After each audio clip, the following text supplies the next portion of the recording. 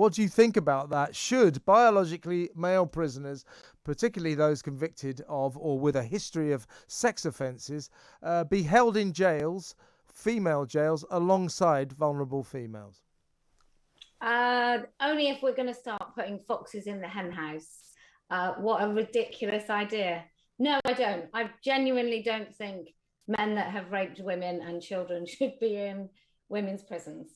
But it is happening. I mean, the point is that men who identify as women are being sent quite regularly now to female jails. Only recently, 12 convicted sex offenders, males identifying as women, were sent to Scottish female prisons. So it's happening all the time. And as Lord Blencathra said, the female prison estate is currently being run as a mixed sex institution. And you know, Kellie Jay, that not that long ago, a couple of years back, somebody called Karen White, who identified as a female, was transferred to a female jail, promptly raped two of the inmates.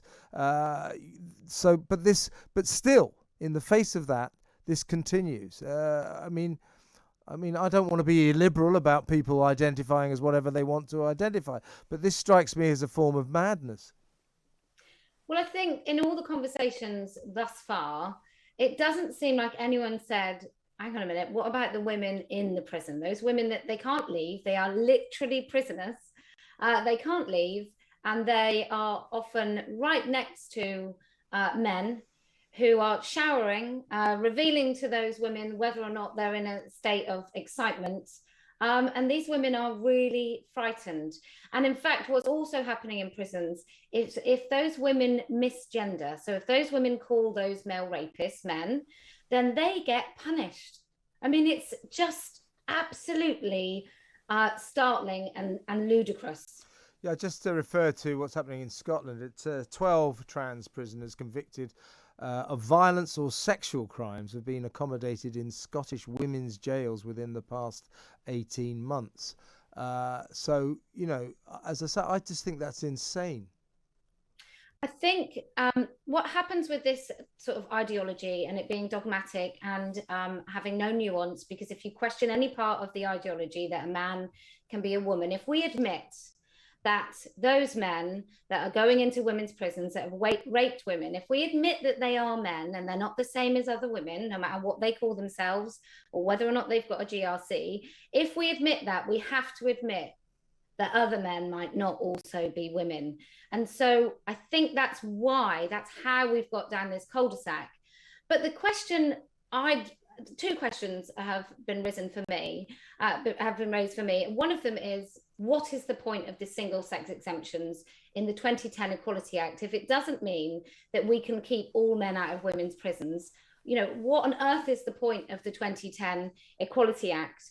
And also, we now know that a GRC, so a gender recognition certificate, doesn't actually mean that a man is any less likely to commit the most horrendous violent crimes. And therefore, I don't believe a gender recognition certificate should ever buy a man any access to women's spaces. And I certainly don't agree, as you well know, with self-ID. You know, I'm not quite on the same page as you about that. If people want to identify as whatever they want to, it's fine by me, and I'll go along with it. If anything to keep people happy, you know, that's fine. I'm cool with that. But what I do feel about this, and again, I don't want to be illiberal about this, but these people in male jails who suddenly announce, you know, I am identifying as a woman, and the authorities go, oh, well, we'll have to get you into a women's jail. Why don't the authorities turn around and say, look, I'll tell you what, mate, you've been convicted of rape. You're in prison. You don't have any rights. Stay where you are. I mean, why don't we just tell them that? Why are we bending over backwards to accommodate people who have broke heinous laws? These are rapists, sex offenders. You know, why are we going, oh, they've got their human rights? Well, you know, damn their human rights. Stay where you are. Stay in a male jail. Why do we do this, Kellie Jay? Well, I really do think it goes back to the ideology. And let me be clear. I'm very much on the same page as you, Kevin, with somebody choosing to identify however they want. I'm just not on board with the state getting involved with that and making it official, making any of the rest of us have to believe in their whatever their identity is. So I really do think that is the tolerant and liberal position, is that you do what you do, but don't make me just participate in that. But as it comes to the human rights of prisoners, we signed up to this a long time ago, didn't we? And when we saw it in some of the ludicrous claims with some of the immigration laws and who was allowed to stay here and why they were allowed to stay here. And so we really have dropped the ball with that. But when it comes to, there are mechanisms in law to keep rapists out of women's prisons. There are mechanisms in law to keep all men out of women's prisons. I have no understanding why those aren't being utilized. I mean, it happens in women's refuges. It happens right across anywhere that's women only. We have mechanisms in law to keep these men out, and we keep allowing them in. I mean, it's just wokery gone mad, isn't it? Well, yeah. It's look, you can't, when something's as fragile, this particular ideology is really fragile. You can't question it. You can't talk about it. They famously sort of say no debate.